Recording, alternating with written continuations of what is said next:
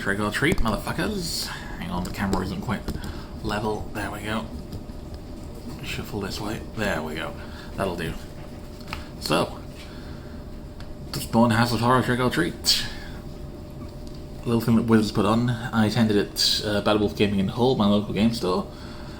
They're cool as hell. Link in the description to their website if you want to buy some shit. Not sponsored, I just think they're fun. Anyway, similar enough format. 4 packs of Dustborn and 2 boosters random by Wizards of the Coast. We got some fun shit in ours. I'll get to that in a minute. So, yeah. New backdrop as well, courtesy of Two-Headed Giant event that I recently placed. My team recently placed second mid. Anyway, deck here is Oblivious Bookworm. Just because, you know, even if it's drawn ditch, it'd still draw. Starlight Mantle, which I saw about 3 times, and each time I manifested the other card that I saw at the same time and sent it to my graveyard. Forest, but I stole like some kind of Brazilian logging company. Sorry about that, I'll have it with me on Friday. Twist Reality. Counter target spell or manifest dread. And now we go into the fun shit. So, the packs we potentially had were Theros Beyond Death, as you can see from the little spooky masked man here. Obviously, that was before the booster split. And then the good shit. Fucking Crimson Vow collector boosters. I got 2 packs of Theros, but like, I don't even care, you know? Either you get a collector booster and some fun shit, or you get a set that synergizes quite nicely with the mechanic for the event, which we'll get to in a moment. So, Klothys. Yeah, I'm glad I pulled a mythic from Theros. I saw it a few times, it was pretty good each time. There's some interesting interaction between the mechanics from these 2 sets as well. Because, like, obviously Theros has a lot of enchantment creatures and shit, so things that care about enchantments entering from Dustborn have more ways to proc. It's easier to get Delirium if you're in Delirium, because you've got more enchantment creatures, which is 2 types. And on the other end of things, a lot of the rooms have 2 pips in the casting cost for each door, or for 1 for the second door. So by the time you unlock both doors, you've got a good 3 or 4 devotion. Yeah, so I managed to get Klothys to a creature in 1 game. Scorching Dragonfire, bit of removal, Fear of Failed Tests. A couple times I managed to sneak this through as a manifest and flip it face up, with something we'll get to in a moment. Enduring Curiosity. Never drew into it, but it's nice to have another copy. Omen of the Forge. Nice little bit of removal in this format. Terramorphic Expanse, the 1 non-basic land that I ran. Unable to Scream, which is just a really fucking good card.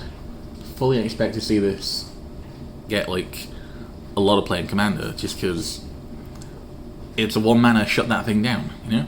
It's great. Wary Watchdog. Didn't always get the entry trigger. Didn't always get the death trigger. Pretty good though. Percussionist, it's nice to have something I can haste out and you know, potentially get an impulse draw from. I only ever opened the Mouldering Gym side of this, but it was nice to be able to you know, ramp a little bit in this format. Weight Room I did see in play in one of my games. I'll get to that when I recap the event. Return to Nature, very nice pull, nice to... Never going to say no to another staple, even if it's a common.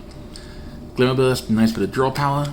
Insidious Fungus, every time I drew into this I managed to use it for something important. It's nice having enchantment removal in the enchantment format. Spider Centipede, I basically just used this as a chump blocker. Underworld Fires. I wasn't sure about this card until I actually ran it, at which point it dealt with the Dustborn version of Zamone, which is a 1/1 that creates an increasingly powerful creature based on your land base, and has that one commander exclusive interaction where you win the game if there are infinite twin primes, but lose the game if there are not. Let's look into it. Let's look it up sometime. It's really fun. Anyway, Glassbook Shard Yard, Glassworks was my one creature removal spell. I didn't see it very often. Shattered Yard never really came up. Witness of Tomorrow I used once or twice as flying damage. Fear of Exposure, I managed to flip this face up exactly once for Manifest, which felt cool. And Dressing Liar is a really interesting one in this format. There's another one with some just fun interset synergies. Because I wasn't playing anything with the Survivor mechanic. I mainly use tap down my opponent's threatening creatures. But friend of the channel Dan, another of the spell regulars I've never played against before last night, but who's a really nice guy, mainly plays CDH, I mainly play casual, so we're in different circles, but sort of adjacent and friendly. Realised, but hang on a minute, because this doesn't necessarily target opponent's creatures, I can tap down one of my creatures with Survivor using the Liar, which means that it's permanently tapped down, and I always get the ability without having to risk it with anything. Which is really fucking cool.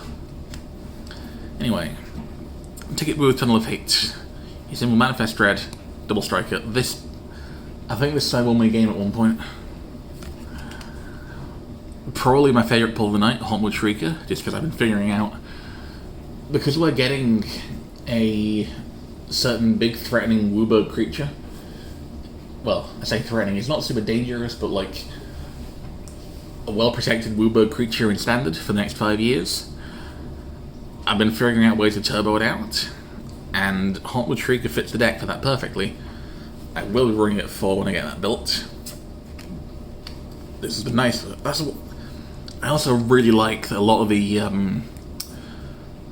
extended art versions of creatures from Duskmourn are from the creature's point of view, effectively. Like, where you see the victim in the creature. It's just so cool to me, you know, I love it. Ripchain Razorkin, only really going out once or twice. Never managed to use a land sack ability because I left the wrong mana open one time. And Razorkin Needlehead because I'm a lucky bastard. Real Possibility, nice staple again. Stetson Training, I ran it because it let me draw a card. And because, you know, auras. The count toward, it's another one getting towards the Devotion to Bringer Gods online. Like, genuinely, I can totally vouch for these two sets as like a sealed environment. Yeah, pick up 4 boosters of Duskmourn. I pick up like, what, 4 packs of Duskmourn, 2 of, what's his name? You got something great for sealed. You know, 2 Duskmourn and 1 Theros, you got something going on for draft.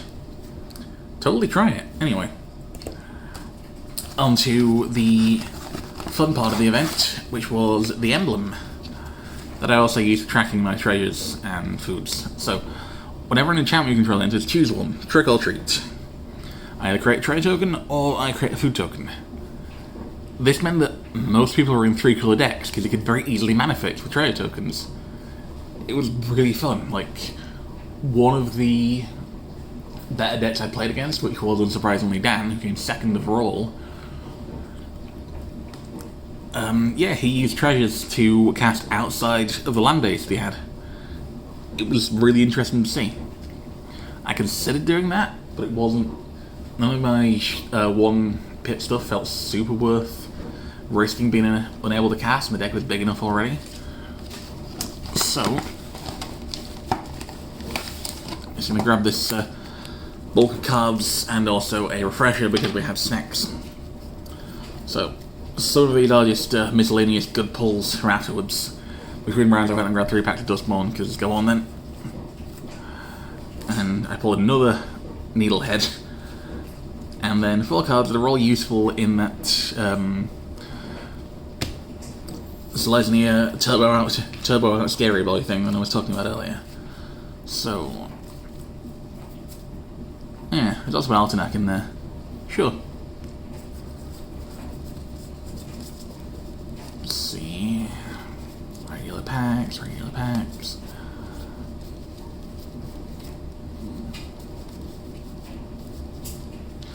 Yeah, grabbed the collector booster when I got to the store because we still had a few left and I figured go on then. And I pulled Japanese Enduring Tenacity, sure. Also Leyline the Chainsaw, Star Athlete, and I think my second foil Tail of Tamio, sure.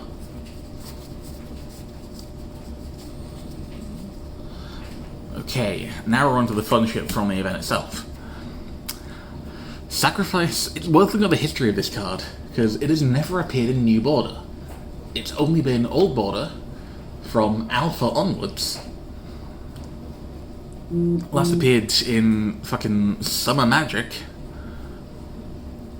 as like a legally runnable card. It showed up in several like proxy sets, effectively.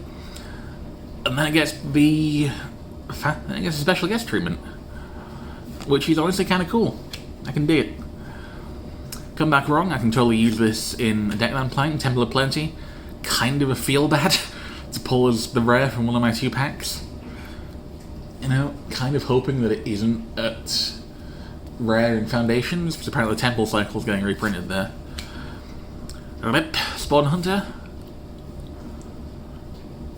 Like, this combos off with Liar, as mentioned earlier, from the survival mechanic. And then, nothing else super noteworthy. But, you know, it's about getting a bunch of cards, including some of the pretty as hell lands, which I could run in the deck that I showed off a while back, my Heliod deck, but I'm choosing not to because it's a Phyrexian Heliod, and I want my boy completed. Anyway, as for the event itself, first round I was up against friend of the channel Jonathan, who is honestly the ideal first round opponent, basically. Like, him and Big Josh. For casual events, they're someone you want to play against first. They're a fun opponent. You know you're going to have a good time.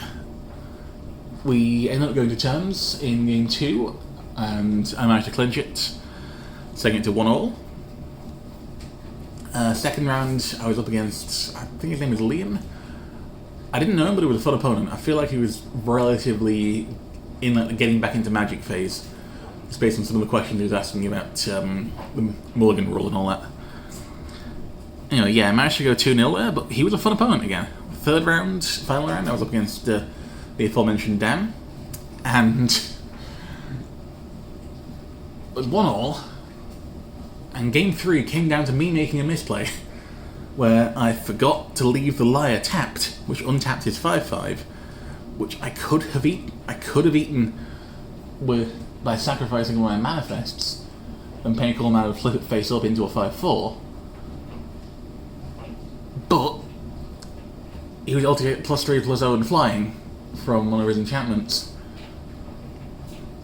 And I had no flying blockers, and I had 8 life left. But I also realised that if we drew the game, whoever lost at top table would come 4th instead of 2nd or 3rd. And so we went with the intentional draw. And like honestly, even if I had managed to even if I had been smart with the Liar and not accidentally untapped it, I probably still would have gone for the draw just for the funny. You know, because it's casual. You know, the prize is the card that you pulled. And the prize is getting those cards with a pretty solid price. And also some bonus goodies. I got a little, I got the Ravnica MK, I got the MKM pin and the Lost Taverns pin. Pretty sure I gave them both to other people, and also, so I believe Dan gave me the Lord of the Rings dice pack, which I didn't have. Which, you know, fuck yeah. So, yeah. It was really fun. Like, honestly, as like casual thing, you know, draft some Duskmaul with some Theros, roll the trigger treat mechanic, you're gonna have a good time. Highly recommended. Anyway, I'll see you on the next video, which is one that I filmed previously as well, unless that one already went up. I don't know yet. They're both going up tomorrow. I'm filming the day before Halloween because this is the Halloween special. There's another deck that I got. I may as well just post as well. Anyway, yeah, I'll see you when I see you.